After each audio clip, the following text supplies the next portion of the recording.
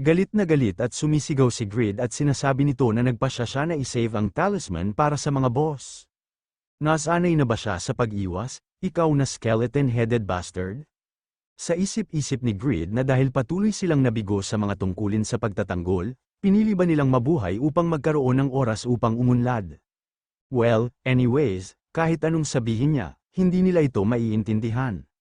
Malapit nang matapos ang timer ng Transcend, kailangan niyang patuloy na itulak sila pasulong. Sinasabi ni Grid na okay, panoorin nila ang lahat, at lumago. Nagsimula nang umatake ang mga Armored Needle, tumatakbo at sinasabi ni Grid na natuto ba silang harapin ang mga malalayong distansya. Hindi na masama para sa mga nilalang na walang katalinuhan. Ang pagsasalansa ng Silver Thread ay makapangyarihan. Sinasabi ni Suwa na ang mga Armored Needle na may hawak na guandaos, at nababalutan ng mga Silver Thread ay lubhang mapanganib. Lahat sila ay protektahan ng kanilang sarili, umatake na si Grid at ginamit nito ang Pagma's Sword Dance, Pinnacle Kill. Dahil sa pag-atake na yun, ito ay nag-critical, at naputol ang mga katawan at ulo ng mga ito. Sinasabi ng system na na-eliminate mo ang isang Armored Needle.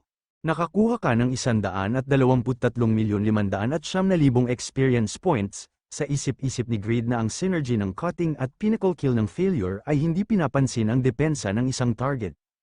Marami siyang nakuhang experience at naputol na Silver Thread. Umatake si Grid at ginamit nito ang linked kill, sumisigaw at sinasabi nito na lalamunin niya silang lahat. Sunod-sunod ang pop-up ng system at sinasabi nito na na-eliminate mo ang Armored Needle. Sa isip-isip ni Grid na tapos na siya sa mga basura. Ngayon, isa na lang ang natitira, ang Fused Armored Needle. Nahuli ng Fused Armored Needle si Noe at sinasabi nito na napakasakit. Napapasigaw dito si Grid, at binabanggit nito ang pangalang niya. At sa isip-isip nito na hindi niya akalain na ang isang demonic beast mula sa impyerno ay may iwan sa ganoong kalagayan. Malakas ang halimaw na ito, biglang naglabas ng malakas na aura si Grid sa sobrang galit, at nabitawan ng Armored Needle si Noe dahil doon. Sinasabi ni Grid na good job Noe, magpahinga muna siya. Sinasabi ni Noe na maghihintay siya ng masarap na pagkain. Umatake na ang Armored Needle at naglabas ng maraming Silver Thread. Sa isip-isip ni Grid na ang Gatekeeper ay dapat na maihahambing sa bagay na yun sa mga tuntunin ng lakas. 10% ng lakas nito ay nagdulot ng 2,300 pinsala, pag tinamaan siya ng atake na yan, mamamatay siya. Tinawag ni Grid ang mga God Hand para protektahan siya. Hinarangan na rin ni Randy ang pag-atake ng Armored Needle. Nagtataka at sa isip-isip ni Grid na ito ay sobrang dami, at napapatanong ito kung ano ang nangyayari. Ginamit ni Grid ang link para i-block ang mga Silver Thread. Sa isip-isip ni Grid na mayroon itong 3 beses na mas maraming Silver Thread kaysa sa isang normal na Armored Needle. Kahit na pagkatapos na maglunsad ng napakaraming pag-atake, mayroon itong puwang. Nasa limitasyon niya, hindi niya kaya depensahan lahat. Sumisigaw at sinasabi ng sundalo na Pangaea Duke of Wisdom. Ito ang bagong titulo ni Grid, pati si Suwa sumisigaw na din. Sinasabi ng system na ang mga kaliskis ng 3-layer ay nalock ang sandata ng kalaban, at ang Swordbreaker effect ay na-activate na. Bumaba ang durability ng armas ng target, Lantier Cloak. Minus 20% piercing damage, 3 layers, 30% physical damage at minus 15% piercing damage. Dumanas ka ng 2,195, 2,308, 2,240, 2,301 na pinsala. Nagtataka si Grid kung bakit 2,000 lang ang pinsalang natatanggap niya. Nagtataka at gulat at sa isip-isip ni Suwa na hindi niya akalain na ini-neutralize niya ang Silver Thread. At napapatanong ito kung anong klaseng kapangyarihan yan. Paatake na ulit si Grid at sa isip-isip nito na dahil bagong kontinente ito, sobra siyang kinakabahan. At sinasabi nito na syempre, hindi siya nanggaling sa kanluran na walang dala. Ito ang kanyang kapangyarihan na nagmula sa buong kontinente. Ito ang kanyang maraming sandata, at siya ay isang overgeared. Sinasabi ng system na ang +9 failure ay tumaas ng 20% ang attack power sa madilim na lugar. Tumatawa at tinatanong ni Grid kung ano ang masasabi niya doon. Masakit ba, nang laki ang mga mata nito at sa isip-isip ni Suwa na hindi niya akalain na madali niyang haharapin ang pinagsamang Armored Needle na kumitil sa buhay ng napakarami.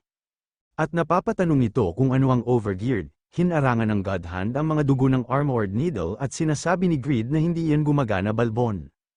Napapasigaw na lang sa inis ang Armored Needle, at inipon nito ang Silver Thread, at nakabuo ito ng malakas na pag-atake, gamit kay Greed. Sa isip-isip ni Greed na ito na ang huling paghihirap niya. Ang Silver Thread ay maaaring gamitin hindi lamang para sa depensa, kundi pati na rin bilang isang uri ng drill.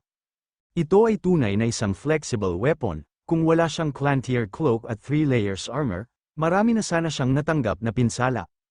Nag-counter-attack si Greed at ginamit nito ang Revolve, para ibalik ang atake ng Armored Needle. At ito na ang katapusan ng halimaw, nakangiting sinasabi ni Greed na siya ay isang kahangahangang kalaban. Buti na lang, wrong opponent siya sa kanya, sinasabi ng system na na-eliminate mo ang isang fused Armored Needle. Nakakuha ka ng 259,504,141 experience points, nakuha mo ang 2 silver thread. Naabot mo na ang level 323, bilang bonus sa pagkakaroon ng pangalawang klase, nakakuha ka ng 12 stat points. Dahil sa impluensya ng Legendary Great Magician, 6 na puntos ang puwersahang ilalagay sa intelligence. Napaupo si Greed at sa isip-isip nito na sa wakas natapos na. Nagawa niyang iwasang ang kamatayan dahil sa talisman at sa gear niya. Dahil pinilit nila siyang maglabas ng maraming baraha, I guess mahirap silang kalaban. Paalis na si Randy at sinasabi ni Greed na good job. Silver Thread, Type, Support Weapon, Attack Power, 100 at question mark. Ang Silver Thread na nakuha mula sa tinunaw na Silver Armor ay naglalaman ng dugo ng Armored Needle, na nagtataglay ng makapangyarihang magic power. Depende sa iyong kahusayan, maaari itong magbago sa hugis ng isang armas. Kondisyon ng paggamit, Support Weapon Advanced 5 at 2,000 Dexterity. Ang kakayahan ng Silver Thread ay depende sa Dexterity. 2,000, tataas ang bilis ng pag-shooting, 2,500, maaari mo gamitin ang hanggang 5. 3,000, maaari mo gamitin hanggang 10, 4,000, doble ang bilis ng Silver Thread.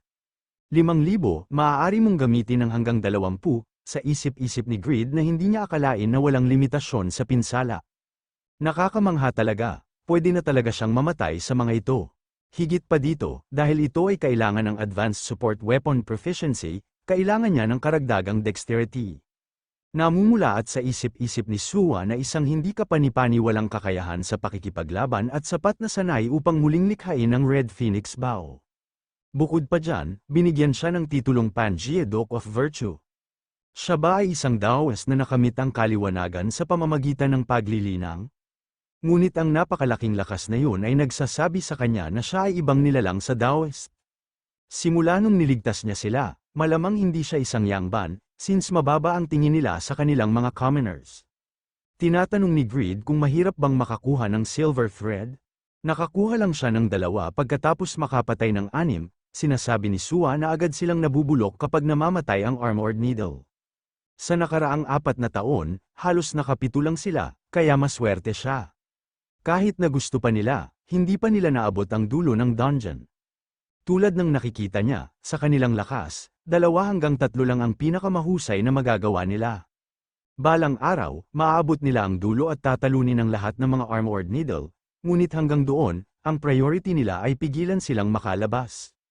Kung ito ay para sa kaligtasan ng mga mamamayan ng Pangaea, handa siyang ilagay ang kanyang buhay.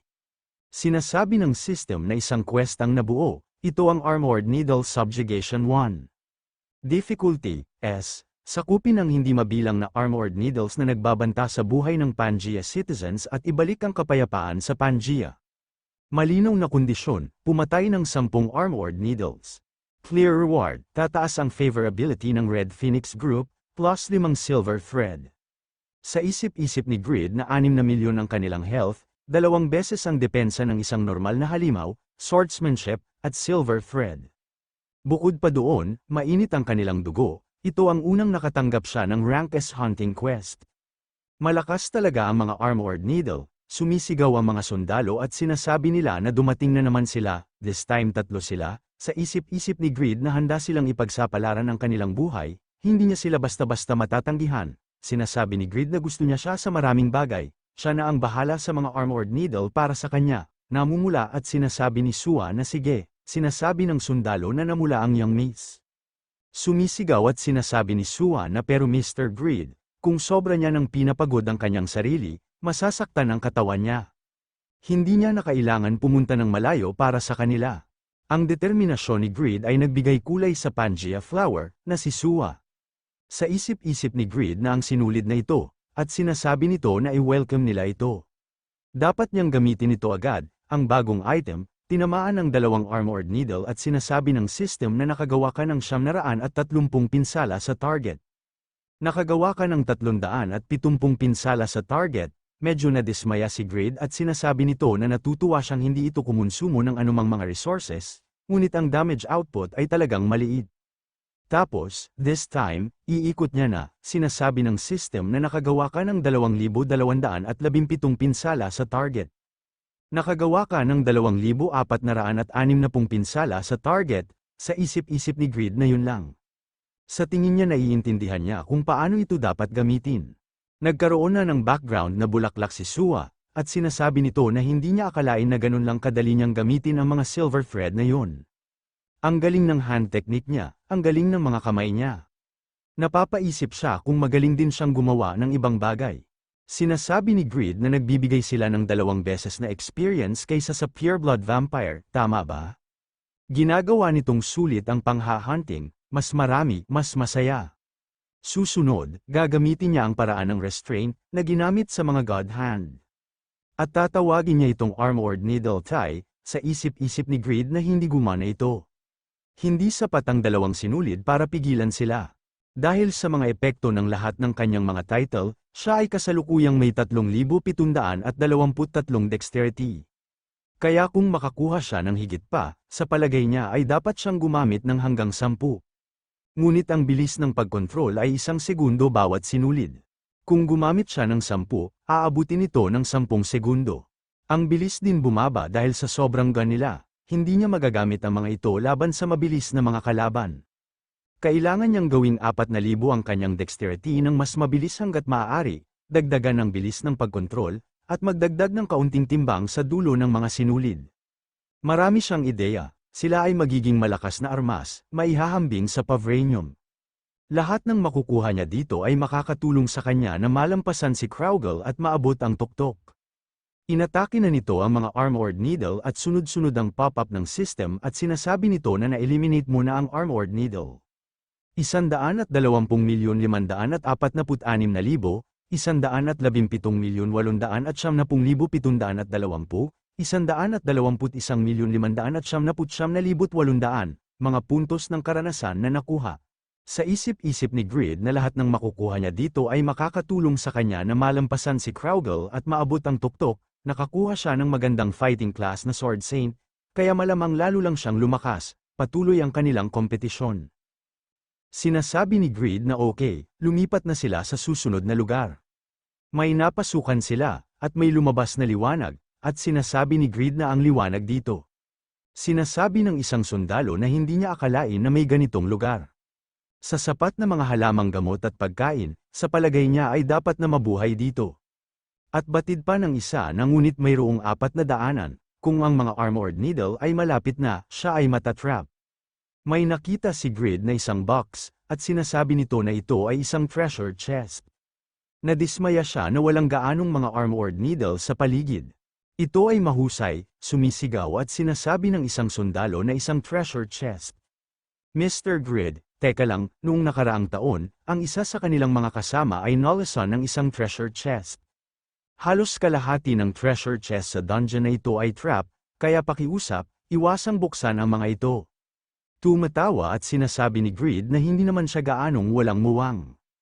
Siya ang nakahanap nito, kaya kanya ito. Naiinis at sinasabi ng sundalo na sinabi niya yun dahil nag-aalala siyang masaktan siya. Pakiusap, siya na lang ang magbukas nito, buti na lang, nakalock ito. Based on our experience so far, karamihan sa mga nakalock ay hindi traps. Mayroong isang tao sa Pangea na mahusay sa mga kandado, maaari nilang buksan ito para sa iyo sa 1 linggo. Nilabas ni Greed ang isang master key at sinasabi nito na masyadong mabigat ito para buhatin. Buksan niya na lang ito, binuksan na nito ni Greed. Gulat na gulat ang mga sundalo at sinasabi nila na nabuksan niya ito. Namumula at sa isip-isip ni Sua na ang lalaking ito ay may likas na regalo sa lahat ng bagay na may kinalaman sa mga kamay. Sinasabi ng system na tinakpan ka ng nakakalasong fog. Nakaranas ka ng 4,883 pinsala, ang epekto ng lason ay nahihilo ka at hindi mo maigalaw ang ibabang bahagi ng iyong katawan. Nawawalan ka ng 4,500 kalusugan bawat segundo, nilabanan mo. Isang misteryosong tao ang lumitaw. Panibagong quest ang nabuo. Sinasabi ni Grid na isa na naman bigo, sinasabi ni Sua na isa itong poisoning fog mula sa oras na yon. Maghanda ng mga antidotes at gumawa ng isang bagay na magagamit nila upang dalhin siya. Kailangan nilang alisin si Mr. Grid sa lugar na ito. May nagsalita at sinasabi nito na kaninong permiso. Nagulat naman dito si Sua, at may napansin itong paparating. Sumisigaw at sinasabi ng mga sundalo na kapitan, 8 armored needle ang lumitaw at nakapaligid sa kanila. Sinasabi ng bagong dating na hindi niya akalain na makakarating sa lugar na ito ang Red Phoenix Group. Kung alam niyang may makakarating dito, naglagay sana siya ng higit na seguridad sa pasukan. Nagulat si Sua sa bagong dating at sa isip-isip nito na hindi niya akalain na buhay pa siya. Sinasabi ng lalaki na kahit magdadalawang taon na, bakit parang multo ang tingin niya sa kanya? Ako? At sino ang nagambag sa pamumuno ng Pangaea? Akala ba ng mga tao sa labas na matay siya sa kamay ng isang masamang Daoist? Anyways, matagal din sila hindi nagkita. Captain Sua, naging maayos na ba si Mr. Han Sokbong? Nagulat silang lahat at sa isip-isip nila na siya si Arub.